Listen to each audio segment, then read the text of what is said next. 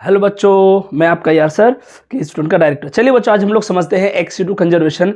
और x to conservation क्या है, जिसे हमने इन टू कंजर्वेशन में हमने जो भी कंजर्व किया, हमने जो भी प्रोटेक्शन दिया, वो सब नेचुरल हैबिटेट में दिया। और अब जो हम लोग कंजर्व करेंगे, स्पीसीज को बचाने का कोशिश करेंगे, तो वो हम नेचुरल हैबिटेट में नहीं करेंगे। हम कोई भी टेक्निक से, कोई भी दिमाग से, कोई भी बुद्धि से हम क्या करेंगे, उसको नेचुरल हैबिटेट से निकालेंगे, या फिर विदाउट नेचुरल हैबिटेट हम किसी लैब में, लेबोरेटरी में उस स्पीसीज को कंजर्व करने का, यानी फ्यूचर में बचाने का हम कोशिश करेंगे, फ्यूचर तक ले जाने का कोशिश करेंगे। ऐसा टेक्निक को हम बोलते हैं एक्स टू कंजर्वेशन, जो कि नेचुरल हैबिटेट में नहीं हो रहा है। चलिए हम लोग देखते हैं, इसका एग्जांपल है बच्चों टिश्यू कल्चर। क्या एग्जांपल है बच्चों? Tissue culture. यहाँ जो है टिश्यू कल्चर, इसमें क्या होता है, मानिए कोई भी एक प्लांट है। ये प्लांट आप टोमेटो का मान सकते हैं, ये प्लांट पोटैटो का मान सकते हैं, ये प्लांट शुगरकेन का मान सकते हैं। इसका रूट से, टिप से, शूट से, एंथर से, कहीं से भी, लीव से भी, कहीं से भी आप एक क्या कीजिए, टिश्यू या फिर सेल को निकाल लीजिए। अब सवाल ये मत पूछिए कि सर निकालेंगे कैसे, ये बायोटेक्नोलॉजी का खेल है, ये जेनेटिक्स का खेल है, यहां से यहां कैसे आएगा सर, हम वहां से सेल को कैसे एक्सट्रैक्ट करेंगे। तो बच्चों ध्यान रहे, हम यहां से सेल को निकाल रहे हैं, टिश्यू को निकाल रहे हैं, उसके बाद हम इसको डाल देंगे कल्चर मीडियम में। कहां डाल देंगे बच्चों? कल्चर मीडियम में डालेंगे। चलिए इसको डालते हैं हम कल्चर मीडियम में। सर कल्चर मीडियम में डालने से क्या होगा, ये जो सेल है, ये धीरे धीरे धीरे धीरे कल्चर मीडियम में ग्रोथ करेगा, मल्टीप्लिकेशन करेगा और धीरे धीरे कैलस बनाएगा। कैलस मतलब जानते हैं, ये कैलस मतलब होता है सिंपल ऐसे ही कुछ सेल्स का गुच्छा, जो कि अभी डिफरेंशिएट नहीं हुआ है। डिफरेंशिएट नहीं हुआ है मतलब यहां जो भी सेल है वो ऐसे ही एक कैलस बन के पड़ा हुआ है। इसमें डिफरेंशिएशन यानी अलग अलग नहीं बना है कि किससे रूट बनेगा, किससे शूट बनेगा, किससे क्या होगा, किससे फ्लावर बनेगा, अभी ऐसा नहीं हुआ है। सिर्फ ऐसे ही पड़ा हुआ है मास टाइप से। उसके बाद क्या होगा, डिफरेंशिएशन होगा, इसमें डिफरेंशिएट होगा और धीरे धीरे धीरे धीरे आपको वहां पर हजारों प्लांटलेट्स मिलेंगे। क्या मिलेंगे बच्चों? हजारों प्लांटलेट्स, यानी छोटे छोटे छोटे छोटे प्लांट। फिर उसको आप ले जाइए और अलग अलग लगाइए, या फिर वहीं पर उसको कल्चर कीजिए। यहां से धीरे धीरे आपको बहुत सारा, यानी जितना यहां पर प्लांटलेट्स था उतना प्लांट मिल जाएगा। इन प्लांट्स को हम बोलेंगे सोमा क्लोन्स। क्या बोलेंगे? सोमा क्लोन्स। तो देखिए हम इसमें सर एक सितु कंजर्वेशन का क्या लेना देना है इस प्रोसेस से? इस प्रोसेस से ये लेना देना है बच्चों, मानिए ये कोई प्लांट है, ये थ्रेटेंड स्पीसीज है। थ्रेटेंड स्पीसीज मतलब ये जो प्लांट है ये धीरे धीरे खत्म होने वाला है। अगर ये नेचुरली मल्टीप्लिकेशन करेगा, यानी इसको ऐसे ही छोड़ दिया जाए, तो ये अगर मानिए एक साल में ये 10-20 बनेगा, एक बनेगा। लेकिन अगर हम इसको टिश्यू कल्चर के माध्यम से अगर बनाते हैं तो एक ही बार में हम हजारों करोड़ों प्लांट्स बना सकते हैं। तो क्या इसमें इस स्पीसीज को फायदा नहीं हुआ? क्या इसका एक्सटेंशन का रेट नहीं घटा? क्या इसमें इसका खत्म होने का चांस कम नहीं हुआ? क्या इस प्लांट को ज्यादा दिन तक कंजर्व रखने का चांस बढ़ गया? हाँ बढ़ा। लेकिन हमने ये सारा प्रोसेस लैब में किया है, इसीलिए हम इसको बोलेंगे एक्स टू कंजर्वेशन। यानी कंजर्वेशन तो हम कर पा रहे हैं, लेकिन ये हैबिटेट नेचुरल नहीं है। चलिए बच्चों हम लोग देखते हैं क्रायो प्रिजर्वेशन या फिर cryo conservation. Cryo preservation, cryo conservation जो है, इसमें क्या होता है, मानिए सेल, टिश्यू या फिर ऑर्गन को हम प्रिजर्व करेंगे इन ए वेरी लेस टेम्परेचर। अगर हम किसी प्लांट्स का सेल को, किसी एनिमल का सेल को, उसका किसी, आप इसका एग्जांपल भी देख सकते हैं टिश्यू कल्चर। आप बोलेंगे सर ऐसा हुआ है क्या? क्या पहली बार बोल रहे हो? हुआ है। जिस तरीके से जो प्लांट हम आपको बोले बनाया गया है, ऐसा हुआ है। बनाना, टोमेटो, पोटैटो, इन सब प्लांट्स में ऐसा डेवलपिंग कंट्रीज में कर चुके हैं और अभी तक ऐसे हो रहा है। इस तरीके से प्लांट बनाया जा रहा है, तो ध्यान रहे। अब क्रायो प्रिजर्वेशन, इसमें हम क्या करेंगे, सेल को, टिश्यू को या फिर ऑर्गन को प्रिजर्व करेंगे लिक्विड नाइट्रोजन। और टेम्परेचर कितना होना चाहिए? -196 डिग्री सेल्सियस। इतना लेस टेम्परेचर में, इतना कम टेम्परेचर में हम किसी चीज को अगर प्रिजर्व करके रखते हैं तो वो लॉन्ग टाइम तक रहता है, यानी सालों साल तक वो एज इट इज रहता है।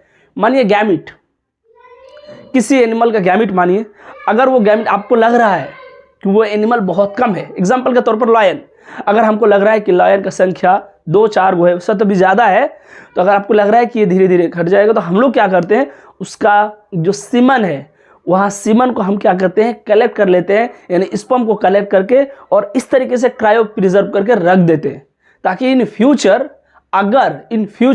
अगर ये खत्म हो जाए तो फिर हम इन जो सेल हमारे पास पड़ा हुआ है, जो गैमेट्स पड़ा हुआ है, इन गैमेट्स को हम इन विट्रो फर्टिलाइजेशन करवा के यानी लैब में ले जाके फिर से हम इससे दोबारा लायन तैयार कर पाए। आ रहा है आपका बात समझ में? नहीं आ रहा है ना?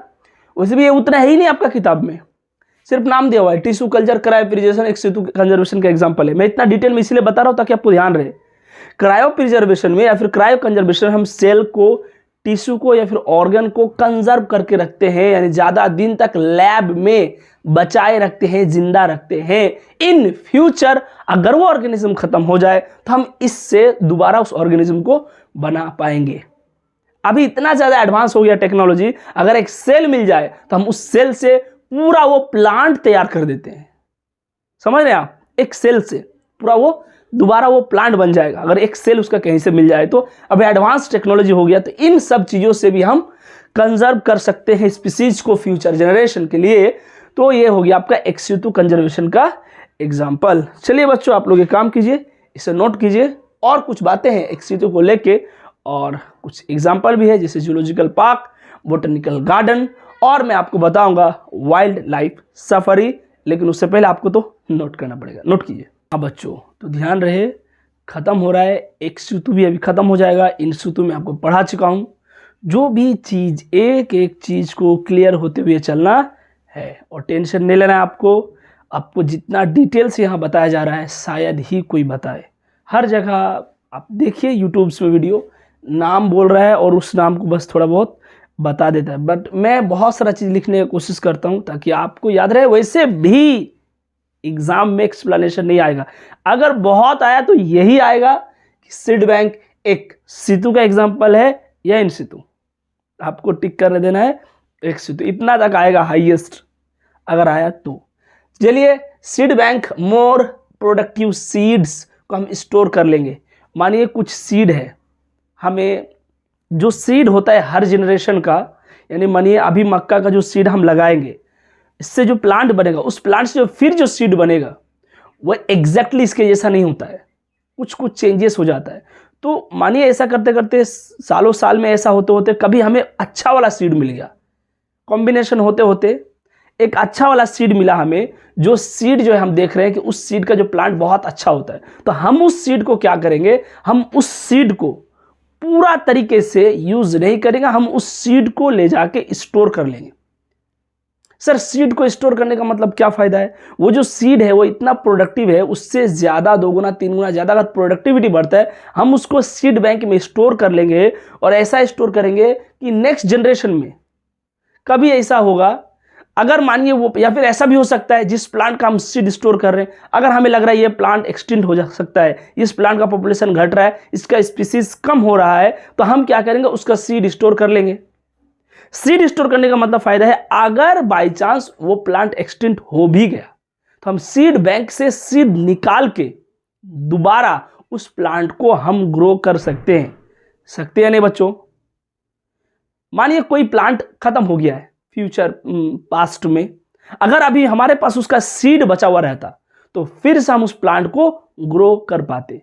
तो सीड बैंक का यही काम है, सीड को स्टोर करना। वर्ल्ड वाइड 1500 से ज्यादा सीड बैंक है, पूरा दुनिया में 1500 से ज्यादा सीड बैंक है। बच्चों सीड बैंक बहुत सारा पर्पस से बनाया जाता है, ये पर्पस भी है।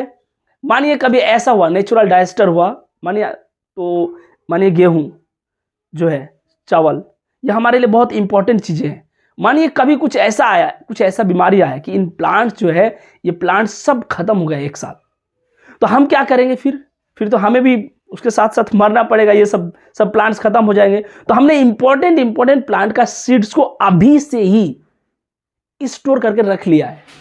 अरे एक जगह नहीं, बहुत सारे जगह रखा है, ताकि कुछ नेचुरल डिजास्टर आ जाए, मेटेओराइट्स गिर जाए, कुछ हो जाए, कुछ तबाही मच जाए, लेकिन फिर दोबारा उस प्लांट को अगर हमें धरती पे लेके आना है तो हम फिर इन सीड्स का हेल्प लेंगे। ये सारा तरीका एक्स सिटू कंजर्वेशन का ही है। हम क्या कर रहे हैं, प्लांट को कंजर्व कर रहे हैं, लेकिन उसका नेचुरल हैबिटेट पे नहीं, हम इसको सीड बैंक में रख के कर रहे हैं फ्यूचर जनरेशन के लिए। तो जो सीड बैंक है उसका पर्पस यही है, सीड को स्टोर करना, ताकि नेक्स्ट जनरेशन में हमें उसका हेल्प मिले। बाई चांस से खत्म हो जाए, विलुप्त हो जाए, या फिर सीड का प्रोडक्टिविटी कम हो जाए, सीड पहले जैसा ना रहे तो फिर हम इन सीड्स को वहां यूज करेंगे। वाइल्ड लाइफ सफारी, जो वाइल्ड लाइफ सफारी है बच्चों, यहां पर अगर देखा जाए तो वाइल्ड लाइफ सफारी और जूलॉजिकल पार्क्स, इसमें आपको डिफरेंट पता रहना चाहिए। जो वाइल्ड लाइफ सफारी है, सफारी मतलब वहां पर छोटा छोटा गाड़ियां रहता है, और ये वाइल्ड लाइफ सफारी आपको ऐसा लगेगा, यहाँ नेचुरल फीलिंग आएगा। अगर आप कभी गए जूलॉजिकल पार्क, जू, तो आपको पता होगा जू में जो एनिमल्स रहता है वो पिंजड़ा में रहता है, यानी केज में। वहां पर आपको लॉयन, एलिफेंट, टाइगर सब के सब मिलेंगे, लेकिन सबको एक कम कम स्पेस दिया गया है जितना में वो कम से कम रह पाए, और उसी के अंदर वो रह रहा है और हमारा आप उसको देखते हुए एंटरटेन कर रहे हैं। मैं जू का बात कर रहा हूँ, चिड़ियाघर का। लेकिन अगर बात की जाए वाइल्ड लाइफ सफारी, तो यहाँ ऐसा कुछ नहीं है। यहाँ एनिमल्स पिंजड़ा में बंद नहीं रहता है, यानी ऐसा नहीं कि इसे भी बनाया गया है, इसे भी फॉरेस्ट के जैसा डिजाइन किया गया है। आपको ऐसा लगेगा, फीलिंग आएगा कि हम रियल में जंगल में आए हैं, और ये जंगल कोई डिजाइन नहीं, हालांकि ये भी डिजाइन होता है। इनके बीच बीच में रोड्स होते हैं जहां पर आप जो है सेफ्टी के साथ गाड़ी से चल सकते हैं, और एनिमल्स को एक नेचुरल फीलिंग के साथ आप देख सकते हैं। वहां लायन, टाइगर, डियर और सब फ्रीली घूम रहे होंगे। तो ये आपका वाइल्ड लाइफ सफारी हो गया, जहां केज वगैरह नहीं होता है, फील्स लाइक नेचुरल हैबिटेट। यहाँ जो एनिमल्स रहते हैं वो ज्यादा इंजॉय करते हैं, ज्यादा मस्ती करते हैं, क्योंकि इसे ऐसा लग रहा है कि ये जो है नेचुरल जंगल है। हालांकि नेचुरल नहीं, वो भी आर्टिफिशियली बनाया गया है। ये वाइल्ड लाइफ सफारी है। अगर बात की जाए जूलॉजिकल पार्क्स, तो जूलॉजिकल पार्क्स में अगर किसी एनिमल्स थ्रेट है, खतरा है, वो नहीं रह पा रहा है जंगल में, प्रॉब्लम हो रहा है उसके साथ, तो हम उसे उठा के जू में डाल देते हैं। कहाँ डाल देंगे बच्चों? जू में। क्यों ऐसा कर रहे हैं? माने कुछ हम देख रहे हैं कि कुछ एनिमल्स है, हम बायोडाइवर्सिटी हॉटस्पॉट करके भी उसको नहीं रख पा रहे हैं, हमने बायोस्फीयर रिजर्व में रखा, फिर भी उसका पॉपुलेशन घटते जा रहा है। हम सफारी यानी सफारी बना के उसमें डाले, वाइल्ड लाइफ सफारी, उसमें भी, तो हम उसको उठा के लास्ट में कहाँ डाल देंगे? जूलॉजिकल पार्क्स में। जूलॉजिकल पार्क्स में क्या होगा, हम उस इंडिविजुअल को ऊपर अलग से ध्यान दे पाएंगे, यानी यहाँ पर एनिमल्स को जो है हम और अच्छे से जांच कर पाएंगे। मानिए लॉयन होगा, टाइगर होगा जू में, तो टाइम टू टाइम डॉक्टर आएगा, चेकअप करेगा, देखते रहेगा, क्योंकि यहाँ पर ये फ्री नहीं होते, यहाँ पर ये जू यानी पिंजड़ा में बंद रहते हैं एनिमल्स। तो यहाँ पर ऐसा भी, और आपको जानकर आश्चर्य भी होगा बच्चों, कुछ ऐसा भी एनिमल्स है जो अपना नेचुरल हैबिटेट से गायब हो चुका है, लेकिन आज तक हम उसे जू में मेंटेन कर पा रहे हैं। कुछ ऐसा भी एनिमल्स है जो अपना नेचुरल हैबिटेट में यानी फॉरेस्ट वगैरह में तो नहीं मिल रहा है, लेकिन हम उसे जू में आज भी मेंटेन कर रहे हैं, यानी कंटिन्यूअसली उसको रख पा रहे हैं। तो आपको सबका डिफरेंस पता चल रहा होगा। Many animals that become extinct in natural habitat but continuously maintained in zoological parks. अब बॉटनिकल गार्डन, जैसे हमने फॉरेस्ट जो है एनिमल्स को उठा के जू में डाल दिया था, उसी प्रकार अगर आपको लग रहा है कि कुछ प्लांट्स है जो थ्रेटेड स्पीसीज है, जो प्लांट्स है खत्म हो सकता है, तो हम उसे डाल देंगे कहाँ पर? बॉटनिकल गार्डन में। बॉटनिकल गार्डन बनाएंगे, वहां बहुत सारा प्लांट लगाएंगे, और वो प्लांट जंगल टाइप से नहीं हुआ, इतना डिजाइनर, इतना खूबसूरत लगेगा। हर प्लांट के ऊपर अपना लेबलिंग रहता है कि ये प्लांट किस फैमिली से आता है, इसका बॉटनिकल नेम क्या है, इसका लोकल नेम क्या है। इतना अच्छा लगेगा। जो बॉटनिकल गार्डन है, एकदम डिजाइन से हम प्लांट्स इस प्रकार से, वहां पर प्लांट खुद के अपने हाथों से प्लांट्स को लगाया जाता है, और ढेर सारा प्लांट लगाया जाता है। वो नेचुरली जंगल नहीं है, वहां पर ये प्लांट खुद ब खुद नहीं आए हैं, वहां उन प्लांट्स को लगाया गया है। सर ऐसा है, ओल्डेस्ट बॉटनिकल गार्डन पड़वा बॉटनिकल गार्डन इटली में है oldest botanical garden. Largest botanical garden है रॉयल बॉटनिकल गार्डन, यानी वर्ल्ड का सबसे लार्जेस्ट बॉटनिकल गार्डन है, जो कि क्यू सर्वे इंग्लैंड में है बच्चों। अगर एशिया के अंदर देखा जाए, इंडिया नहीं, पूरा एशिया के अंदर देखा जाए, तो जो सबसे बड़ा बॉटनिकल गार्डन है वो हमारे पास है कोलकाता शिवपुर में। हावड़ा नाम सुने हैं, कुछ उधर ही है शिवपुर, कोलकाता में, यानी वेस्ट बंगाल में हमारा एशिया का सबसे बड़ा बॉटनिकल गार्डन है, जहां आपको लाखों टाइप का प्लांट्स मिलेंगे। ठीक है बच्चों, तो देखते हैं जो लार्जेस्ट है यहाँ पर जो है, वो जो बॉटनिकल गार्डन जो है मेनली जो फेमस है, यानी कोलकाता बॉटनिकल गार्डन। अगर बात किया जाए तो इंडियन बॉटनिकल गार्डन उसका नाम है, जो कोलकाता में है, यह फेमस है बनियान ट्री के लिए। यानी वहां पर एक बनियान ट्री है, सोचिए, जो लगभग 80 फीट ऊंचाई है और 4.67 हेक्टेयर्स तक वो फैला हुआ है। इतना दूर तक फैला हुआ है। और आपको जानकर हैरानी होगी, ये जो प्लांट है वहां पर जो पेड़ है बनियान, वो ऐसा माना जाता है कि 250 साल पुराना ट्री है। कितना? 250 साल। कहां पर है? हमारा ही कोलकाता में। अगर कभी आपको टाइम मिले, फ्री हो, कभी छुट्टी मिले, तो इन जगहों पर जाया कीजिए। जूलॉजिकल पार्क्स जाइए, बॉटनिकल गार्डन जाइए, जहां पर आपको नेचर का आनंद के साथ साथ कुछ सीख भी मिल जाएगा। तो बच्चों, जो भी मैंने चीज़ अभी आपको बताया, हर चीज़ का डिफरेंस, हर चीज़ का मीनिंग और कौन सा चीज़ किस चीज़ के लिए फेमस है, ये सारा चीज़ आपको अच्छे से ध्यान में रखना है। मैं एक बार और बता देता हूँ, सीड बैंक में हम सीड रखेंगे, वाइल्ड लाइफ सफारी में हम एनिमल्स को ले जाकर रखते हैं लेकिन नेचुरल फीलिंग्स के साथ।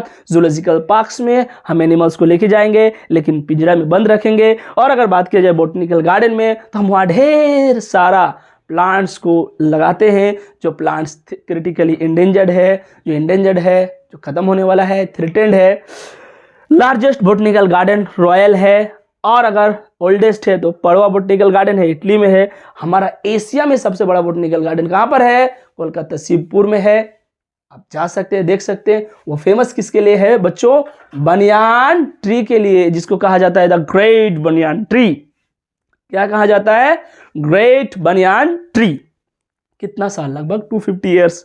इतना ध्यान नहीं रखना है कितना साल, कितना ऊंचाई, कितना लंबाई, कितना दूर तक फैला हुआ है, बट इतना ध्यान रखना है कि ग्रेट बनियान ट्री ये हमारा इंडियन बॉटनिकल गार्डन में है, जो कि ये बॉटनिकल गार्डन कोलकाता में है। इतना ध्यान रखना है।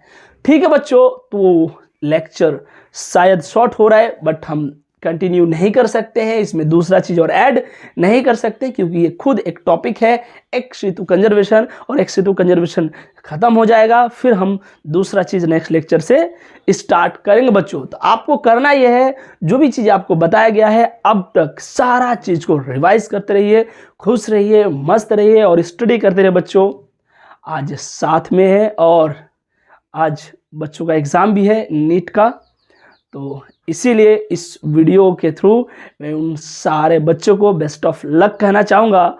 और ये भी कहना चाहूँगा बच्चों, आप एग्ज़ाम दे रहे हैं, आपका एग्ज़ाम 100% सही जाएगा, लेकिन एक एग्ज़ाम आपका लाइफ डिसाइड नहीं कर सकता है। एक एग्ज़ाम का इतना अहमियत नहीं है, इतना वैल्यू नहीं है कि वो आपका ज़िंदगी डिसाइड करे। इसीलिए बच्चों ध्यान रहे, एग्ज़ाम चल रहा है, एग्ज़ाम बहुत सारे बच्चे दे रहे हैं, जो बच्चे नहीं दे रहे हैं बहुत पैनिक ना हो, अच्छे से तैयारी कीजिए। लाइफ में कभी भी एग्जाम के लिए तैयारी मत कीजिए, तैयारी कीजिए खुद को डेवलप करने के लिए, खुद का ब्रांडिंग करने के लिए, खुद को आगे बढ़ाने के लिए। एक बार आप खुद को पॉपुलर कीजिए, खुद को आगे बढ़ाइए, खुद के ऊपर काम कीजिए, फिर ये एग्जाम, ये पैसे, ये सक्सेस और ये लोग आपके पीछे दौड़ते फिरेंगे। तो बच्चों ध्यान रहे, जो भी बच्चे मुझे सुन पा रहे हैं, मेरा सारा बच्चों से एक ही सवाल है, बच्चों आप पढ़ रहे हो, खुद से पूछिए मैं किस लिए पढ़ रहा हूँ। अगर आप खुद को डेवलप करने के लिए पढ़ रहे हो तो अच्छी बात है, लेकिन अगर आप पढ़ रहे हैं कि नहीं मैं पढ़ूंगा तो एग्जाम निकलेगा, पढ़ूंगा तो मैं ये होगा वो होगा, इन चीज़ों का आधार मत बनाइए बच्चों। बहुत सारे ऐसे लोग हैं जिनके पास न डिग्री है, न डिग्री का कागज है, लेकिन आज वो दुनिया के टॉप लीडरशिप में बैठे हुए हैं। आज उनके पीछे लाखों डिग्री वाले घूम रहे हैं। तो बच्चों खुद के ऊपर काम कीजिए, खुद को इतना बेस्ट बनाइए, बेहतर बनाइए, इतना मजबूत कीजिए खुद को, इतना ज़्यादा नॉलेज अपने अंदर रखिए, सामने वाला भी सोचे बंदा को आता है। डिग्री उग्री से कोई लेना देना नहीं है, अच्छी बातें है तो अच्छी बात, नहीं है तो और अच्छी बात है, कोई टेंशन नहीं है। मस्ती से पढ़ाई कीजिए, चीज़ को एग्जाम के लिए नहीं बल्कि लाइफ को अच्छा बनाने के लिए सीखिए। ठीक है बच्चों, खुश रहिए, मस्त रहिए, ज़बरदस्त रहिए, और फिर हम लोग मिलते हैं नेक्स्ट लेक्चर में एक नया टॉपिक के साथ। ठीक है बच्चों।